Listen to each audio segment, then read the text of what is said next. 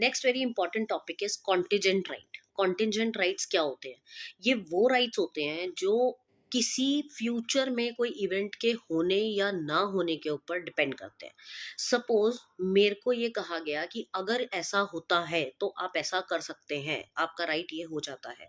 This are known as contingent right. For example, अगर मैं ये कहती हूँ कि कल को अगर ये आदमी बीमार पड़ता है तो इसके सारे डिसीजन मेकिंग का अधिकार मुझे मिल जाएगा। तो अब ये डिपेंड करता है कि ये बीमार होता है या नहीं होता है।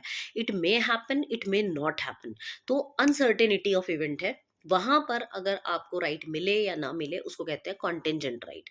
इसने कैसे बोला है कि those rights which depends on the future event और performance of an action to be happen और not. If something occurs then the right is given. अगर कुछ होगा तो आपका राइट होगा, अगर कुछ नहीं हुआ तो आपका राइट नहीं है। This is also known as condition right. इसको कंडीशनल राइट भी बोलते हैं। For example, feudal lord can take the tenant's land if the tenant dies without legal heir. अगर टेनेंट अपने लीगल हायर छोड़े बिना अगर मर जाता था तो टेनेंट की जमीन बाय डिफॉल्ट फ्यूडल लॉर्ड के पास चली जाती थी। अभी कंडीशनल है कि टेनेंट ऐसा हो भी सकता है कि लीगल हायर बना के जाए, और ऐसा भी कोई जरूरी नहीं है कि वो ना बना के जाए। तो अगर वो नहीं बना के जाता तो सारा का सारा लैंड किसके हाथ में जाएगा? फ्यूडल लॉर्ड के हाथ में। तो these are known as contingent right, और in the other hand we can also call it conditional rights, जिसका मतलब है कि फ्यूचर में कोई इवेंट हो या ना हो उसकी अनसर्टेनिटी है।